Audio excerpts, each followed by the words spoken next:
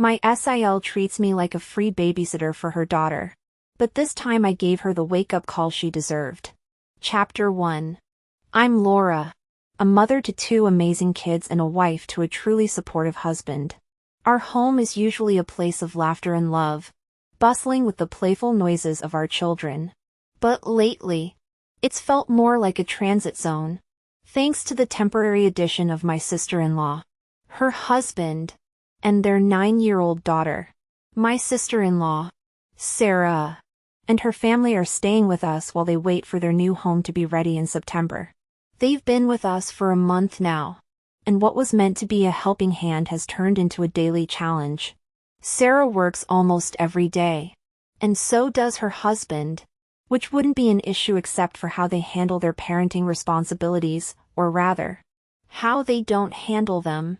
From the start, it was as if an unspoken agreement was made, without my consent, that I would take care of their daughter, Mia, during the day. Even when Sarah and her husband are home, Mia is often nudged in my direction. It's not that I don't adore Mia, but the expectation set on me to be her caregiver on top of managing my own family's needs has been overwhelming. I just need to run some errands. Laura, can Mia stay with you? Sarah would say, her tone casual but assuming. Or during dinner. Laura is taking the kids to the park tomorrow. You can go with them, Mia. It was always presented as a done deal. Never a question. This imbalance reached a tipping point 2 weeks ago during a family outing. We had planned a special day at an amusement park for our kids. It was supposed to be a day just for us. A little escape from the usual routine and a chance to make some memories. However, as we were about to leave, Sarah cornered my husband. John, you're not really going to leave Mia behind, are you? She's been looking forward to this weekend all week. She guilt-tripped him so effectively that he nearly canceled our plans. Eventually, he caved, and we bought an extra ticket for Mia. The next day, Sarah took Mia to a different amusement park and explicitly told our kids they couldn't come along because they just wanted to hang out with their kid. That was the moment I knew something had to change. It wasn't just about the extra care or the additional responsibilities, it was about fairness and respect. My husband felt it too. The strain and the one-sidedness of it all. So, last Friday, I finally stood my ground. I told Sarah that unless I explicitly invited Mia, she would not automatically be included in our plans. Moreover, I made it clear that I wouldn't watch her kid anymore without prior arrangements. Sarah, I love Mia, but you need to find childcare. I'm not the default babysitter, I asserted. Sarah apologized. Her words smooth. I only figured it would give the kids someone to hang out with. But her tone didn't match the manipulation I knew all too well.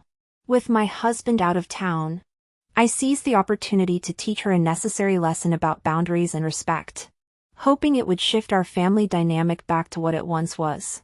That Saturday morning was supposed to be a fresh start, a fun outing at the newly opened water park with just my kids and me. I had kept it a secret, hoping to surprise them with a day full of splashes and laughter. A much-needed break from the recent tension.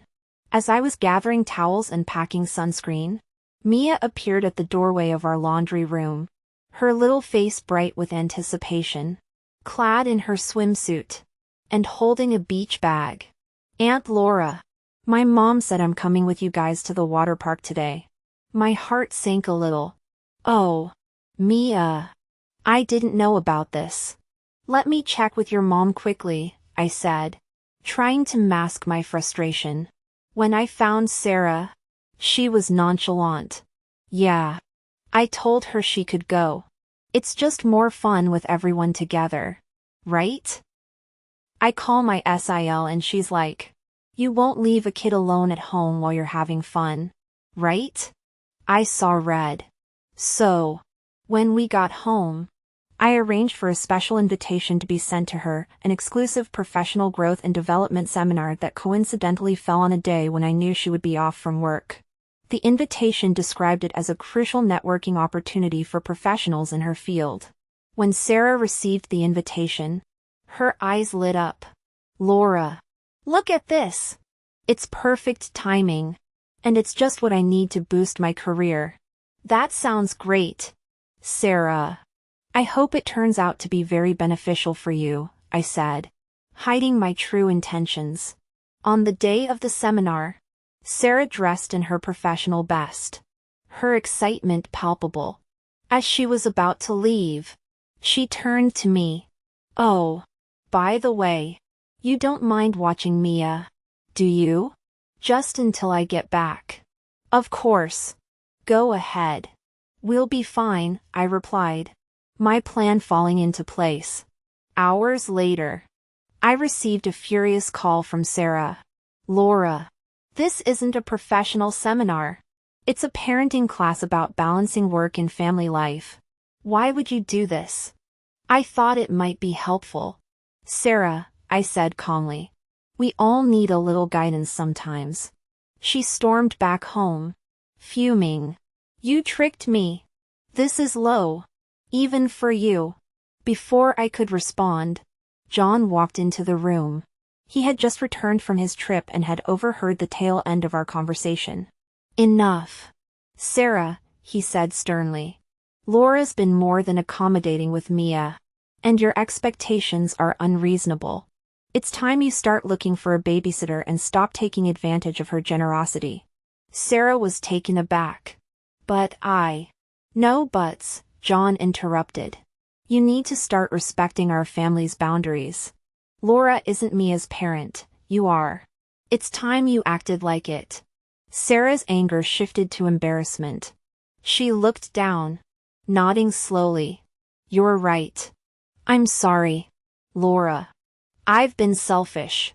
From that day forward, things began to change. Sarah started taking more responsibility for Mia, and the dynamic in our house shifted significantly. She became more proactive in managing her daughter's time and stopped assuming I would always be available to step in.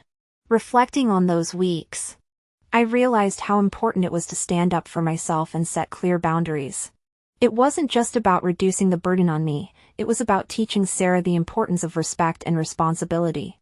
Our relationship improved, not because of the confrontation itself, but because it opened a dialogue that had been desperately needed.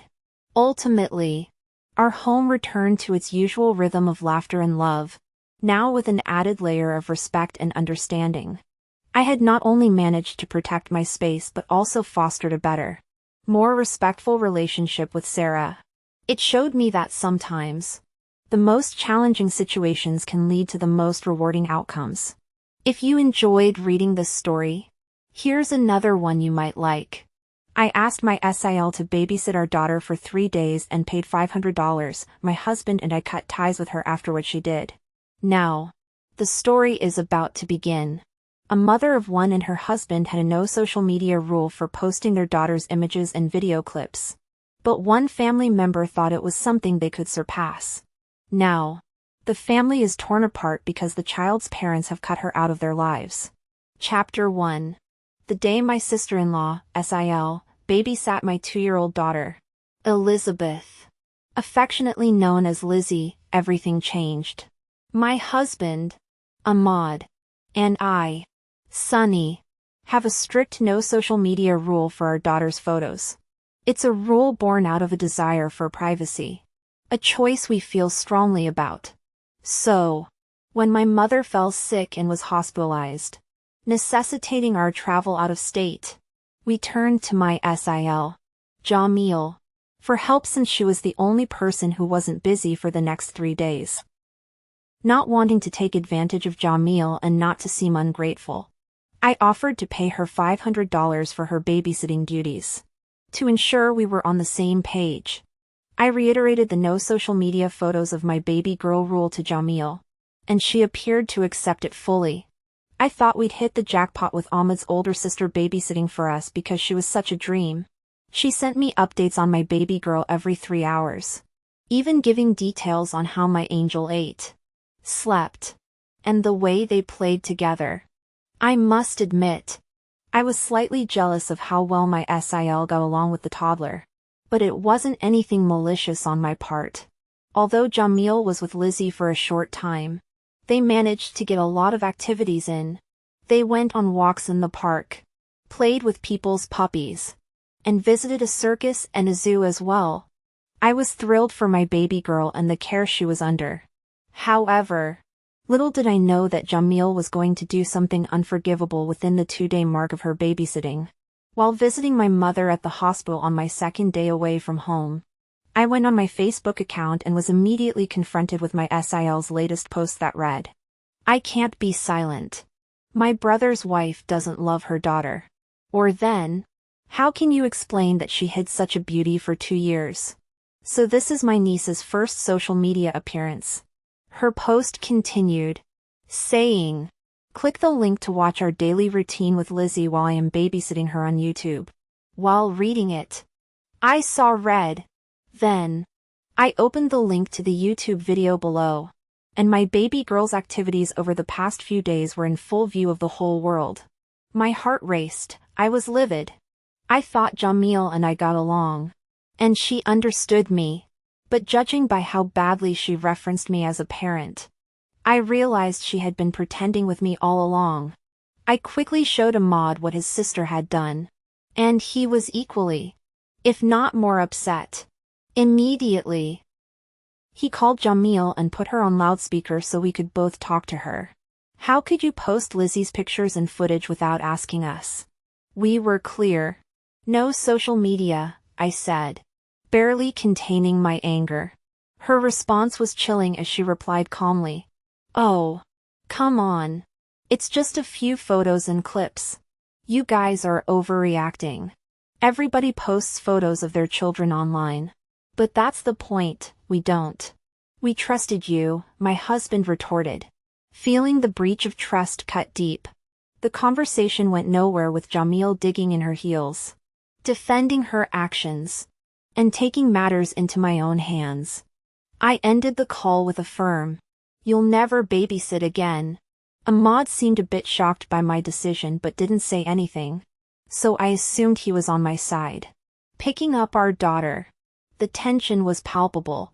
My SIL, emboldened, criticized our parenting right to our faces. "You're being ridiculous. This rule.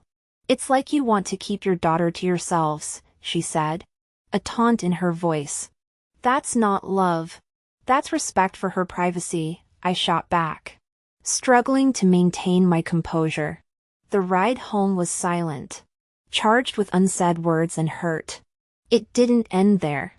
My SIL took to Facebook again, this time to air her grievances, labeling me and my husband horrible parents and refusing to delete the photo. The post ignited a family debate, with my in-laws siding with me and Ahmad, accusing Jamil of overstepping a boundary. My parents surprisingly sided with my SIL, saying she probably couldn't help but want to show off her niece to the world. Are we the ones being unreasonable here? I asked my husband later, the weight of my family's judgment heavy on my shoulders. "No," he said, his voice firm. "Our daughter. Our rules. Privacy is non-negotiable," he added.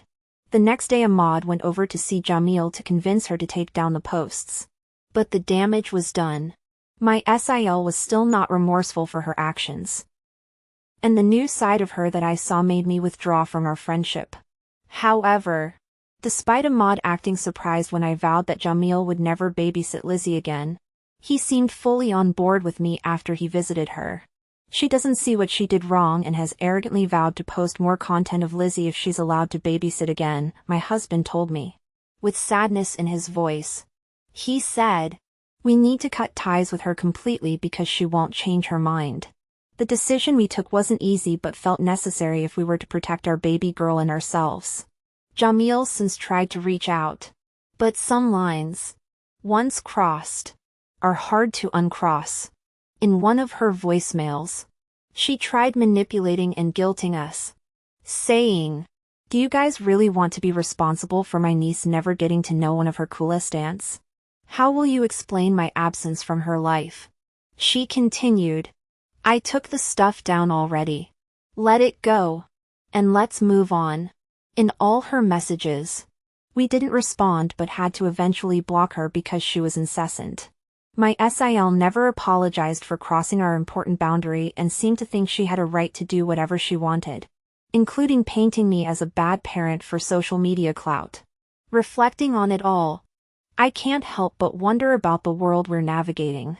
A world where privacy is a constant battle, where every moment is potentially public domain.